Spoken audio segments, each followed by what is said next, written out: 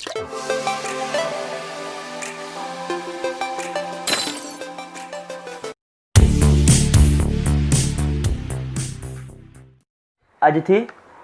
Chapter 6 ની શરૂઆત કરીએ. કાર્ય, ઉર્જા અને પાવર ચેપ્ટરનું નામ છે. પહેલો શબ્દ છે કાર્ય. કાર્ય કોને કહેવાય? 9મા ધોરણમાં આપણે ભણતા હતા. પદાર્થ પર લાગતું બળ, પદાર્થ પર લાગતું બળ અને તે લાગતું હોય તે દરમિયાન બળની દિશામાં થતા સ્થાનાંતરના મૂલ્યના ગુણાકારને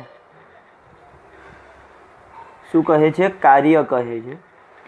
પદાર્થ પર લાગતું બળ અને તે લાગતું હોય તે દરમિયાન બળની દિશામાં થતા સ્થાનાંતરના મૂલ્યના ગુણાકારને શું કહીશું આપણે? કાર્ય. ટૂંકમાં બળ અને સ્થાનાંતરનો ગુણાકાર. બળ અને સ્થાનાંતરનો ગુણાકાર એને શું કહેવાશે? કાર્ય.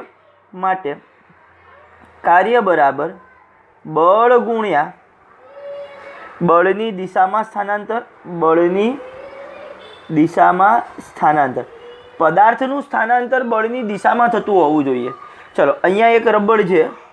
હું પદાર્થ ઉપર આ બાજુથી અહીંયાથી આ તરફ બળ લગાડું છું, આમ તો પદાર્થનું સ્થાનાંતર પણ બળની દિશામાં જ થાય છે. બરોબર છે? તો એ વખતે આપણે પદાર્થ ઉપર કાર્ય થયું કહેવાય. હવે કાર્યને શેના વડે દર્શાવાશે? વર્ક. વર્કની સંદર્ભમાં W, બળ એટલે F અને સ્થાનાંતર એટલે D અથવા તો S, જે પણ લખ્યું હોય તે ચાલે. તો કાર્યનું સૂત્ર થયું W બરાબર બળ ગુણ્યા સ્થાનાંતર, W બરાબર FD. બરોબર છે? જો પદાર્થ પર લાગતું બળ થીટા ખૂણે લાગતું હોય, હવે ધારો કે અત્યારે મેં આમ રબડ મૂક્યું હતું, અત્યારે આમ સીધું સમક્ષિતિ દિશામાં પદાર્થ ઉપર બળ લગાડતો હતો. બરોબર છે? પણ જો કંઈક થીટા ખૂણે બળ લાગતું હોય, જો પદાર્થ પર થીટા ખૂણે બળ લાગતું હોય તો એ કન્ડિશનની અંદર શું કરવાનું? ચલો આકૃતિ દ્વારા સમજીએ હવે એ વસ્તુને, એ કન્ડિશનને આપણે. ધારો કે આ એક સમક્ષિતિજ સપાટી હતી, અહીંયા આગળ એક પદાર્થ હતો, M દળનો પદાર્થ હતો ધારી લઈશું આપણે. બરોબર છે? આ એક પદાર્થ હતો જે થોડા સમય બાદ અહીંયા પહોંચી ગયો છે.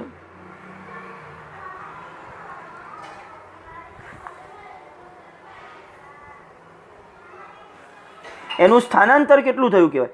હવે સ્થાનાંતર માટે શું કરવાનું?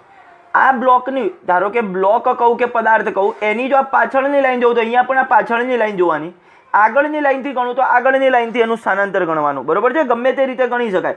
ચલો આપણે આગળની લાઈનથી ગણીએ સ્થાનાંતર, તો અહીંયાથી અહીંયાનું ગણવું પડે, આગળની લાઈનનું. આટલું શું થયું? એનું સ્થાનાંતર. સ્થાનાંતરને આપણે શેના વડે દર્શાવેલું છે? D વડે. ધારો કે આ પદાર્થ ઉપર આ જે સમક્ષિતિ જે લાઈન હતી એનાથી થીટા ખૂણે બળ લાગતું હતું. કેટલા ખૂણે? થીટા ખૂણે. ધારો કે હું અહીંયા સમક્ષિતિ જે લાઈન દોરું આ રીતે, આ જે બળ લાગતું હતું F સદિશ, એ કેટલા ખૂણે લાગતું હતું? થીટા ખૂણે. તો મારે શું કરવું પડે? થીટા ખૂણે બળ લાગતું હોય, બળના બે ઘટક વિચારવા પડે. ખૂણાની નજીકનો ઘટક કોસ ઘટક, ખૂણાની દૂરનો ઘટક સાઇન ઘટક. આ ખૂણાની નજીકનો ઘટક એટલે કેટલો થશે? F cos theta. આ બાજુ મળશે મને દૂરનો ઘટક, આ શું થયો? F sine theta. ફરીથી એક વખત, જો પદાર્થ ઉપર થીટા ખૂણે બળ લાગતું હોય, અહીંયા આગળ જેમ આપણને આ બળ લાગતું હતું એ ખૂણે લાગતું હતું, થીટા ખૂણે, તો આ ખૂણાની નજીકનો ઘટક F cos થીટા, ખૂણાની દૂરનો ઘટક F sin થીટા. તો આ કન્ડિશનની અંદર કાર્યનું સૂત્ર શું થશે? કાર્ય બરાબર બળનો સ્થાનાંતરની દિશાનો ઘટક, બળનો સ્થાનાંતરની દિશાનો ઘટક ગુણ્યા સ્થાનાંતર. ઓલામાં શું લખ્યું હતું સૂત્રમાં? બળ ગુણ્યા બળની દિશામાં સ્થાનાંતર. બળની દિશામાં સ્થાનાંતર. આમાં શું કરવાનું? બળનો સ્થાનાંતરની દિશાનો ઘટક. મારું સ્થાનાંતર આ દિશામાં થયું છે તો મારે આ લેવાનો બળનો ઘટક. બળનો સ્થાનાંતરની દિશાનો ઘટક ગુણ્યા સ્થાનાંતર. ચલો, સ્થાનાંતરની દિશાનો ઘટક કયો છે? F cos theta. અને સ્થાનાંતર કયું છે? D. આ સાદો ગુણાકાર છે, સાદો ગુણાકાર. એટલે સૂત્ર કયું થયું? FD cos theta. કાર્યનું સૂત્ર થયું FD cos થીટા. માટે કાર્ય W બરાબર હવે આ એફડી કોસ થીટા એ અદિશ ગુણાકાર થયો કહેવાય એફ અને ડીનો, પાછળ કોસ થીટા આવ્યું એટલે, તો એફ સદિશ ડોટ ડી સદિશ. આ શું આવી ગયું? કાર્યનું સૂત્ર. બળ અને સ્થાનાંતરના સદિશનો કયો ગુણાકાર? અદિશ ગુણાકાર. આપણે આગળ અદિશ ગુણાકાર ચેપ્ટર નંબર 4 શીખીને આવ્યા છે. એ સદિશ ડોટ બી સદિશ તો એ બી કોસ થીટા, એ સદિશ ક્રોસ બી સદિશ તો એ બી સાઇન થીટા. અહીંયા આગળ એફડી કોસ થીટા આવ્યું તો એનો મતલબ આ એફ અને ડીના સદિશનો કયો ગુણાકાર કરવાનો? અદિશ ગુણાકાર. તો કાર્યનું સૂત્ર હવે યાદ રાખવાનું. અદિશ ગુણાકારના સંદર્ભમાં અથવા તો સાદો ગુણાકાર. જો ખાલી મૂલ્યનો હોય તો મૂલ્યનો ગુણાકાર કરવાથી મળી જાય કાર્ય. જો સદિશ સ્વરૂપમાં આપ્યા હોય, એફ સદિશ અને ડી સદિશ સદિશ સ્વરૂપમાં આપ્યા હોય તો બંનેનો કયો ગુણાકાર કરવાનો? અદિશ ગુણાકાર. એટલે આપણને શું મળશે? કાર્ય. જો થીટાની value 0 less than or equal to theta less than 90 હોય, 0 less than or equal to theta less than 90 એટલે થીટાની વેલ્યુ 0 પણ હોઈ શકે અથવા 90 કરતાં ઓછી. 90 હજી નથી લેવાની એક્ઝેક્ટ. એનો મતલબ શું થયો? આ જે બળ છે એ અહીંયાથી જ લાગતું હોય આમ, અથવા તો હજી 90 ન લાગતું એનાથી થોડું ઓછે સુધી લાગતું હોય, ત્યારે કાર્ય મને કેવું મળશે? ધન મળશે. કાર્ય કેવું મળશે? ધન મળશે. કેમ? કોસની વેલ્યુ 0 થી 1 ની વચ્ચે હશે. કોસની વેલ્યુ હજી કેવી હશે? 0 થી 1 ની વચ્ચે. ચલો કોસ 0 ની વેલ્યુ 1, 90 ની વેલ્યુ કરું કોસ 90 તો કોસ 90 0 થાય. એટલે એક્ઝેક્ટ આની વેલ્યુ કેટલી હશે? 1 અથવા 0 ની વચ્ચે. 1 અથવા 0 ની વચ્ચે હશે એટલે આ જવાબ કેવો થશે? ધન થશે. જો થીટા ઇઝ ઇક્વલ ટુ 90 હોય, એક્ઝેક્ટ 90, તો કાર્ય ડબલ્યુ કેવું મળશે મને? 0. પદાર્થ ઉપર કોઈ પણ કાર્ય થશે નહીં. સમજાવો. આ બળ એક્ઝેક્ટ અહીંયા લાગતું હોય આમ ઉપર, શું આમ સ્થાનાંતર થવાનું છે? નહીં થાય. ધારો કે રબર છે, હું રબર ઉપર આમ બળ લગાવીશ તો મેં 0 અંશના ખૂણે બળ લગાવ્યું કહેવાય. જો હજી હું આમ ક્રોસમાં લગાવીશ આમ તો હજી સ્થાનાંતર થશે આનું. પણ જો અહીંયા ઉપરથી આમ બળ લગાવીશ આમ એક્ઝેક્ટ 90ના ખૂણે આમ ઉપરથી, તો શું એનું સ્થાનાંતર થાય છે? તમે વિચારો. નથી થતું. બરોબર છે. ટૂંકમાં જો થીટા બરાબર 90 અંશ હોય તો કાર્ય કેટલું મળશે? 0 મળશે. જો થીટાની વેલ્યુ એ 90 less than theta less than or equal to 180 હશે તો આની વેલ્યુ માઇનસમાં મળશે, અને માઇનસમાં મળે તો કાર્ય કેવું મળે? ઋણ મળે. કાર્ય કેવું મળશે આપણને? ઋણ. એમસીક્યુ માટે યાદ રાખવાનું. એમસીક્યુ માટેનો જે ભાગ છે, બરોબર છે. પહેલાં અને બીજું, આ ચેપ્ટરમાંથી કોઈ થિયરીઓ પૂછાય એવી હોતી જ નથી. સ્કૂલની અંદર પણ નહીં પૂછાય. જે અમુક થિયરી પૂછાય એવી છે હું તમને કહેતો જ રહીશ ત્યાં આગળ. અત્યારે એમસીક્યુ માટે આવ્યું છું. પહેલાં તો કાર્ય. કાર્ય એટલે શું? બળ ગુણ્યા સ્થાનાંતર. આપણા પારિમાણિક સૂત્રમાં પણ શીખીને આવે છે કાર્ય એટલે બળ ગુણ્યા સ્થાનાંતર. પણ અહીંયા એક વસ્તુ અલગ શીખ્યા કે કાર્ય ડબલ્યુ બરાબર બળનો સદિશ અદિશ ગુણાકાર સાથે સ્થાનાંતરનો સદિશ. કાર્ય ડબલ્યુ બરાબર એફ સદિશ ડોટ ડી સદિશ બરાબર એફડી કોસ થીટા. ડબલ્યુ બરાબર એફ સદિશ ડોટ ડી સદિશ બરાબર એફડી કોસ થીટા. આ એક સૂત્ર યાદ રાખવાનું ખાસ. જો થીટાની value 0 less than or equal to theta less than 90 હોય તો એ વખતે કાર્ય ધન મળે. જો થીટાની વેલ્યુ એક્ઝેક્ટ 90 અંશ હોય ત્યારે કાર્ય 0 મળે. જો થીટાની વેલ્યુ 90 અને 180 ની વચ્ચે હોય ત્યારે કાર્ય કેવું મળશે? આપણને ઋણ મળશે. ફાઇનલ દરેકને ખબર પડશે. હવે કાર્યનો એમકેએસ એકમ અને કાર્યનું પારિમાણિક સૂત્ર. એસઆઈ એકમ કહીએ અથવા એમકેએસ એકમ કહીએ, બંને વસ્તુ એક જ થયો. એસઆઈ એકમ. હવે અહીંયા આગળ જુઓ. બળનો એસઆઈ એકમ કયો છે? કિલોગ્રામ ઇન્ટુ મીટર પ્રતિ second square. Kilogram into metre પ્રતિ સેકન્ડ સ્ક્વેર આ છે. અથવા તમને કહું, આને ડાયરેક્ટ ન્યૂટન વડે પણ દર્શાવીએ છીએ. ચલો પહેલો એકમ એફ એટલે એમ એ, પાછું એફ એટલે એમ એ યાદ રાખો. એમ એટલે કિલોગ્રામ અને આ એટલે મીટર પ્રતિ સેકન્ડ સ્ક્વેર. એટલે આ આખું બળનો થયો. સાથે સ્થાનાંતરનો ગુણાકાર એટલે મીટરનો ગુણાકાર. તો પહેલો એકમ કયો થયો? કિલોગ્રામ ઇન્ટુ મીટર સ્ક્વેર પ્રતિ second square. Kilogram into metre square પ્રતિ સેકન્ડ સ્ક્વેર. બીજું, જો બળના એકમને ન્યૂટન વડે દર્શાવું તો ન્યૂટન ઇન્ટુ મીટર, સ્થાનાંતર એટલે મીટર તો ન્યૂટન ઇન્ટુ મીટર. હવે આની શોધ જૂલ નામના વૈજ્ઞાનિકે કરી તો એનો એકમ કયો છે? જૂલ. કયો છે? જૂલ. ફાઇનલ ખબર પડશે. તો આ 3 એકમ યાદ રાખવાના. કિલોગ્રામ ઇન્ટુ મીટર સ્ક્વેર પ્રતિ second square, newton into metre અથવા જૂલ. કાર્યનું પારિમાણિક સૂત્ર. પારિમાણિક સૂત્ર આપણે યાદ રાખવાનું કીધું છે. કાર્ય ઉર્જા કયું? 122 m1 L2 T - 2 122 બળ માટે 112 બળ માટે અહીંયા 112 કાર્ય માટે 122 આપણે યાદ રાખવાનું તમને કીધેલું પણ છે ફાઇનલ અહીંયા સુધીનો ભાગ ખબર પડે પાક્કું ચલો હવે ગતિ ઉર્જા શું છે એ સમજીએ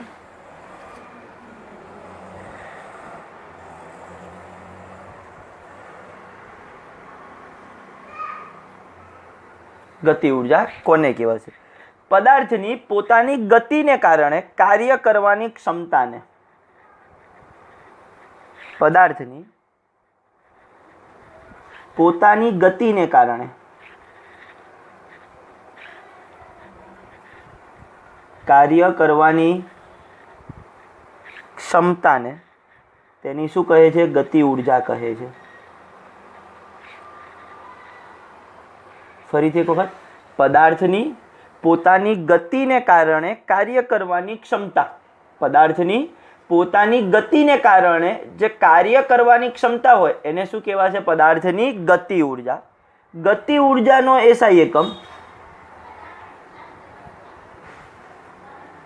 હમણાં જોયું કોઈ પણ ઉર્જા કહું કે કાર્ય કહું એસઆઈ એકમો સરખા જ થાય એસઆઈ એકમ કયા થશે કિલોગ્રામ × મીટર સ્ક્વેર પ્રતિ સેકન્ડ સ્ક્વેર બીજું ન્યૂટન × મીટર ત્રીજો એસઆઈ એકમ કયો થશે જૂલ આ ગતિ ઉર્જાના એસઆઈ એકમ થયા ગતિ ઉર્જાનું પારિમાણિક સૂત્ર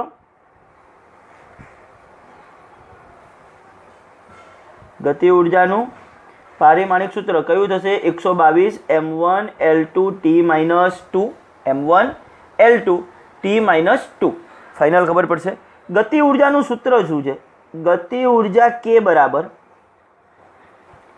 1/2 mv². 1/2 mv². આ ગતિ ઉર્જાનું સૂત્ર યાદ રાખવાનું હવે પછી બરાબર છે ચોપડીમાં પણ એમને આપેલું છે આની કોઈ તારવણી નથી કરવાની આપણે 9મા ધોરણમાં આ એક મોસ્ટ આઈએમપી થિયરી હતી આની તારવણી કરતા હતા યાદ કરજો અત્યારે ખાલી યાદ જ રાખવાનું છે ગતિ ઉર્જાનું સૂત્ર શું K બરાબર 1/2 mv². ચલો બીજું સૂત્ર શું હું અહીંયા v² છે તો એને આ રીતે લખી શકું 1/2 m v × v આ v × v એટલે શું થઈ ગયા v² જ થયા પાછા લખી શકાય આ રીતે હવે આપણે 5મા ચેપ્ટરમાં શીખીને આવ્યા વેગમાનનું સૂત્ર વેગમાન p વેગમાનનું સૂત્ર કયું શીખેલા છીએ p તો p બરાબર mv ત્યાં આગળ વેગમાન p બરાબર mv તો આની જગ્યાએ વેગમાન p લખી શકાય આટલાની જગ્યાએ એટલે બીજું સૂત્ર કયું થયું 1/2 pv જ્યાં p એટલે શું છે વેગમાન છે યાદ રાખજો ગતિ ઉર્જાનું એક સૂત્ર આવ્યું k બરાબર 1/2 mv².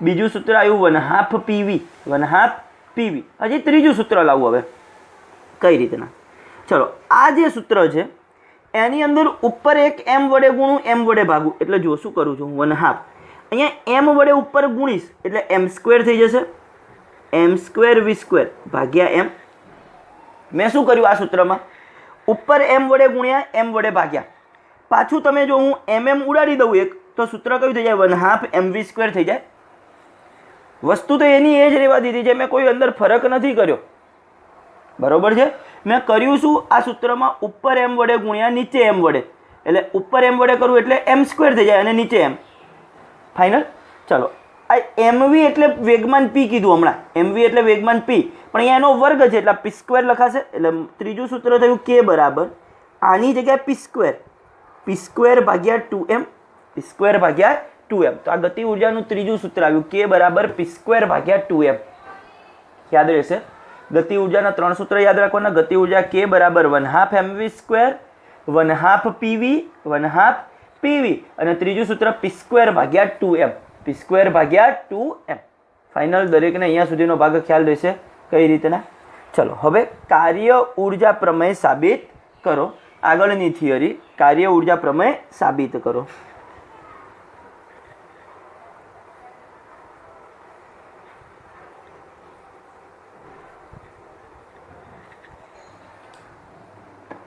થિયરીનું હેડિંગ છે કાર્ય ઉર્જા પ્રમેય સાબિત કરો કોને કહેવા છે ચલો સમજતા જઈએ ચલો થિયરીની અંદર સમજવાનું શું છે પહેલાં તો કાર્ય ઉર્જા એટલે કે કાર્ય અને ઉર્જા બંને સરખા છે એવું સાબિત કરવાનું છે આપણે અત્યાર સુધી આપણે એસઆઈ એકમો સરખા લીધા પારિમાણિક સૂત્ર સરખા લીધા પણ મારે કાર્ય અને ઉર્જા બંને સરખા છે એવું સાબિત કરવાનું છે આ પ્રમેય દ્વારા હવે પહેલી તો આ એક થિયરી તમારી પરીક્ષામાં પૂછાઈ શકે કે કાર્ય ઉર્જા પ્રમેય સાબિત કરો ચલો કેટલી કન્ડિશન ધારવાની છે ધારો કે v0 જેટલા વેગથી v0 જેટલા વેગથી ગતિ કરતા પદાર્થમાં એ જેટલા પ્રવેગને કારણે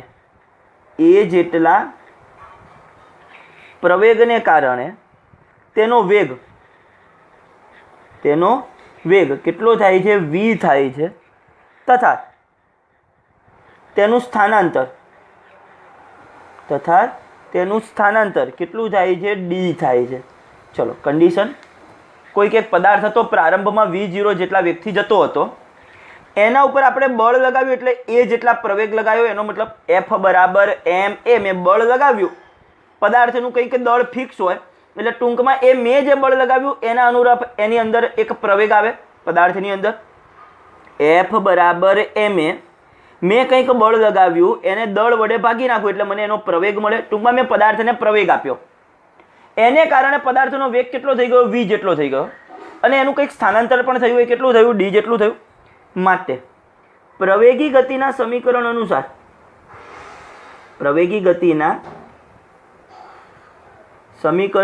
અનુસાર સૂત્ર કયું લખાશે? v² - v02 બરાબર 2ad. આ સૂત્ર છે પ્રવેગી ગતિના સમીકરણ અનુસાર. એક આ સૂત્ર લખી શકાય, v² - v02 બરાબર 2ad. ફાઇનલ દરેકને ખબર પડી છે શું થયું? ફરીથી એક વખત પહેલી તો કન્ડિશન ધારી લીધી કે v0 જેટલા વેગથી ગતિ કરતા પદાર્થમાં એ જેટલા પ્રવેગને કારણે એનો વેગ કેટલો થાય છે? v થાય છે, અને પદાર્થનું સ્થાનાંતર d થાય છે. તો પ્રવેગી ગતિના સમીકરણ અનુસાર શું લખી શકાય? v² - v02 બરાબર 2ad. સમીકરણને 1/2 m વડે ગુણતા, શેના વડે ગુણતા? 1/2 m વડે. આ સમીકરણને આના વડે ગુણી નાખીએ. થિયરી છે, આ જ સ્ટેપ પ્રમાણે આગળ વધવું પડશે.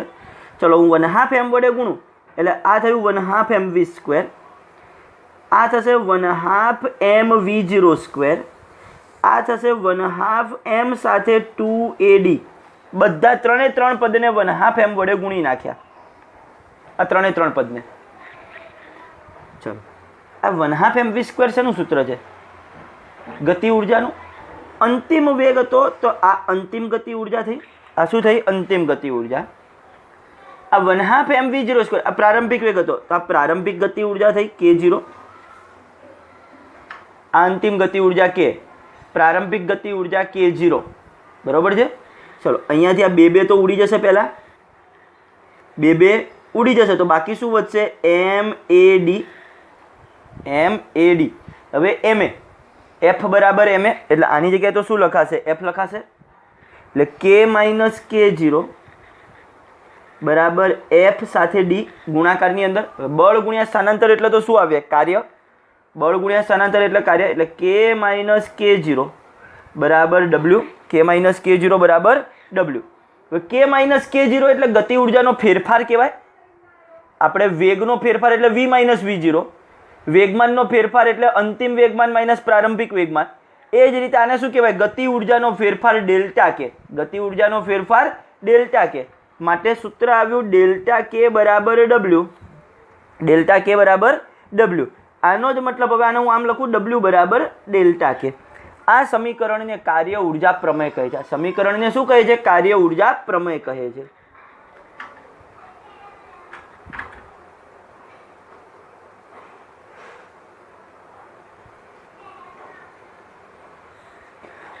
હજી એને વાક્ય સ્વરૂપે લખો કઈ રીતના લખાય? પદાર્થ પર પરિણામી બળ વડે થતું કાર્ય. પદાર્થ પર પરિણામી બળ વડે થતું કાર્ય એ ગતિ ઉર્જાના ફેરફાર બરાબર હોય છે. પદાર્થ પર પરિણામી બળ વડે થતું કાર્ય એ ગતિ ઉર્જાના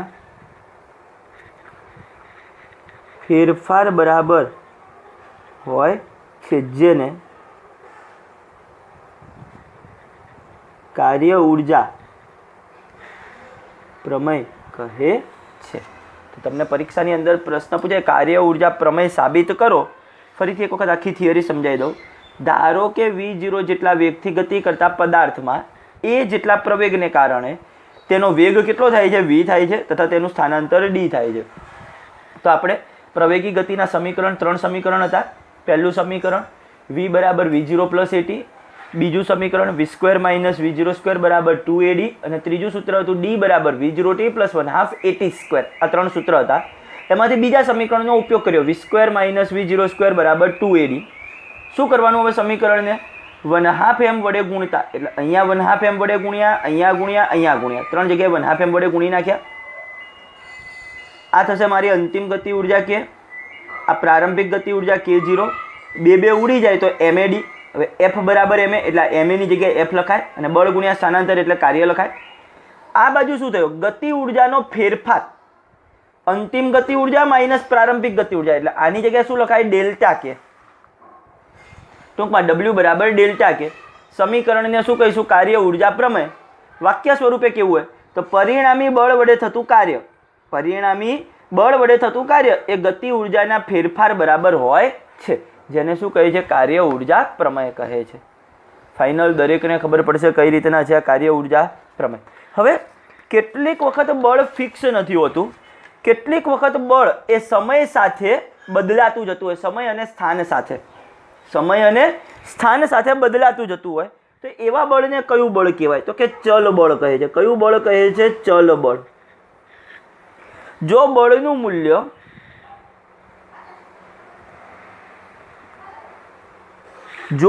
મૂલ્ય સ્થાન અને સમય પર આધારિત હોય, સ્થાન અને સમય પર આધારિત હોય તો તેવા બળને કયું બળ કહે છે? ચલ બળ કહે છે.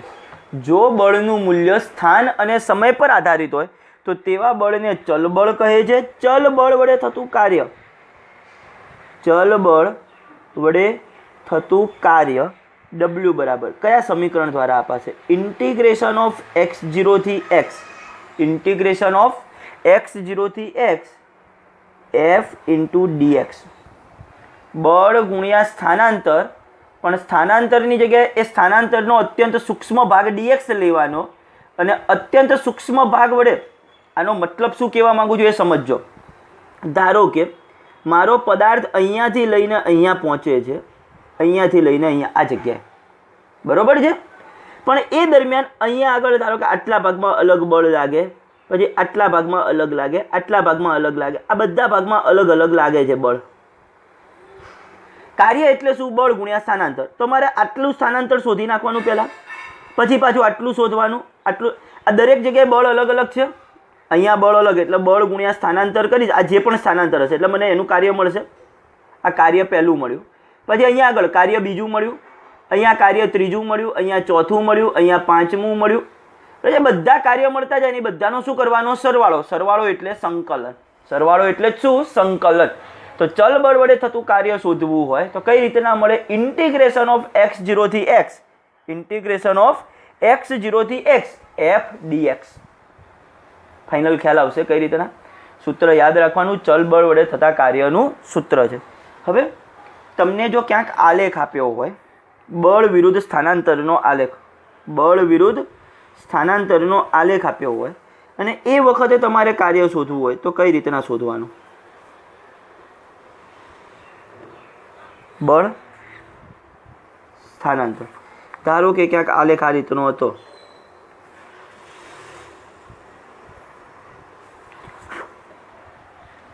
આલેખ કંઈક આ રીતનો હતો, બરોબર છે. f વિરુદ્ધ x ના આલેખ વડે ઘેરાયેલા ભાગનું ક્ષેત્રફળ, ઘેરાયેલા ભાગનું ક્ષેત્રફળ આટલું થશે. જે તમને આલેખ આપ્યો હોય તો એને x અક્ષ સાથે આ રીતના ઘેરાયેલા ભાગનું આપણને શું મળે? ક્ષેત્રફળ મળે. f વિરુદ્ધ x ના આલેખ વડે ઘેરાયેલા ભાગનું ક્ષેત્રફળ, ક્ષેત્રફળ પદાર્થ પર થયેલ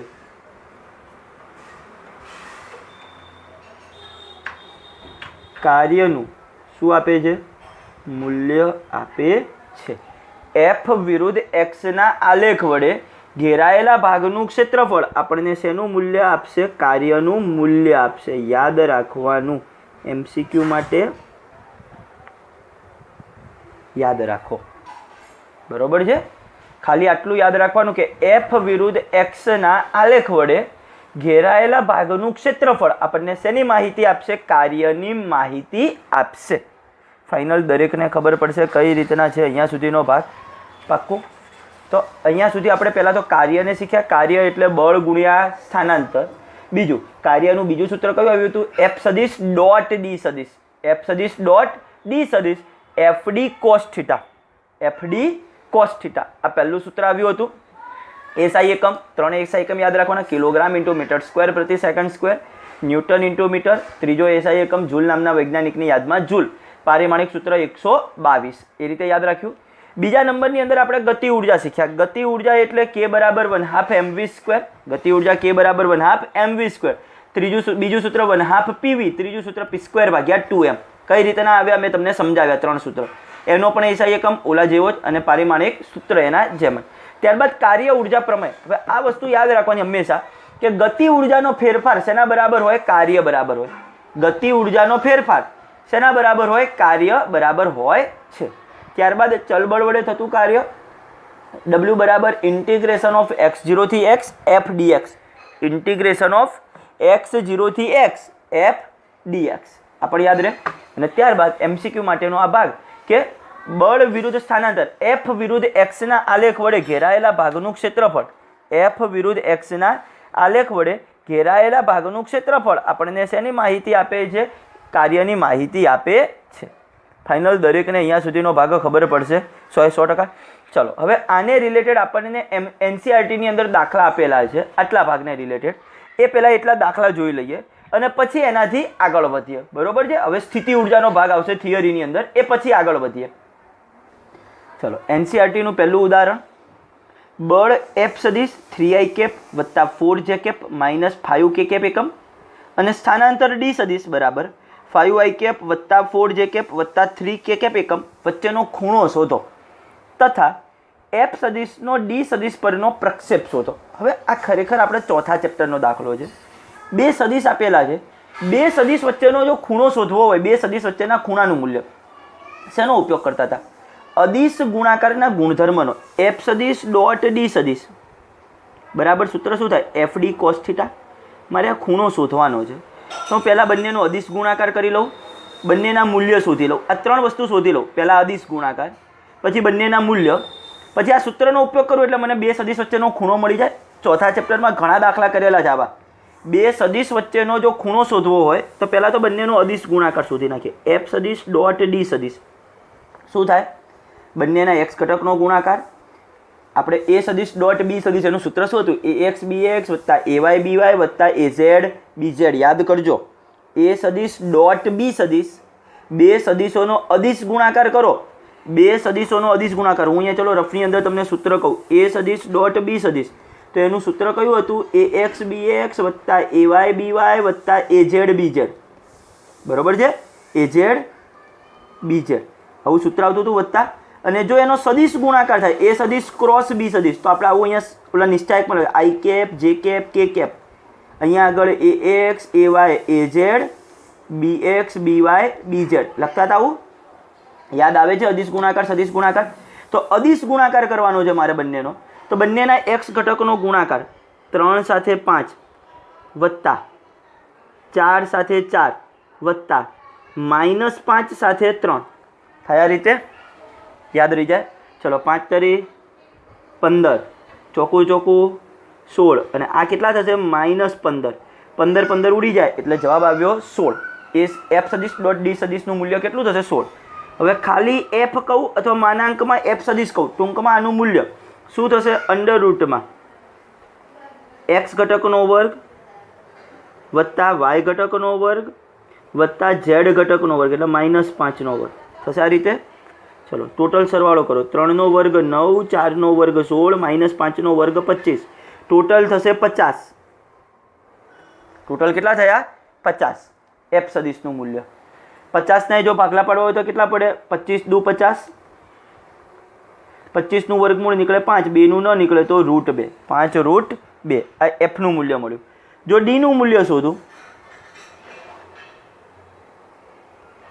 અંડર √x ઘટકનો વર્ગ 5નો વર્ગ વત્તા 4નો વર્ગ વત્તા 3નો વર્ગ, 5નો વર્ગ 25, 4નો વર્ગ 16, 3નો વર્ગ 9, ફરીથી અંડર √50, અંડર √25 ગુણ્યા 2, 25નું વર્ગમૂળ 5, 2નું ન નીકળે તો √2. આ મને ડીનું મૂલ્ય મળી ગયું. એટલે 3 વસ્તુ થઈ ગઈ. હવે મારે ખૂણો શોધવો છે તો સૂત્રનો ઉપયોગ કરીશું. f સદિશ ડોટ ડી સદિશ બરાબર fd cos θ. f સદિશ ડોટ ડી સદિશ બરાબર fd cos θ. મારે cos θ શોધવાના છે તો cos θ બરાબર f સદિશ ડોટ ડી સદિશ ભાગ્યા fd. આ fd ભાગાકારમાં આવ્યા. ચલો કિંમતો મૂકો.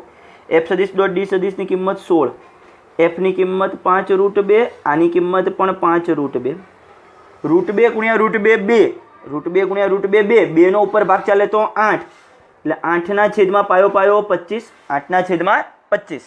ખબર પડી છે. મારે તો ખૂણો એટલે થીટા શોધવાનો, તો cos ઓલી બાજુ જાય તો cos ઇન્વર્સ થઈ જશે, માટે થીટા બરાબર cos ઇન્વર્સ 8ના છેદમાં 25. આ થયો મારો જવાબ. બે સદિશ વચ્ચેનો ખૂણો શોધો, આ જ જવાબ છે. થીટા બરાબર cos ઇન્વર્સ 8ના છેદમાં 25. ફાઇનલ ખબર પડી છે કઈ રીતના દરેકને? પાક્કું. ચોથા ચેપ્ટરનો દાખલો છે. આ ચેપ્ટર સાથે કોઈ લેવા દેવા નથી. આ દાખલાને તમને આ બે સદિશ આપ્યા હતા, બે સદિશ વચ્ચેનો ખૂણો શોધવાનો હતો, તો અદિશ ગુણાકારના ગુણધર્મનો તમારે ઉપયોગ કરવાનો હતો. f સદિશ ડોટ ડી સદિશ બરાબર fd cos θ.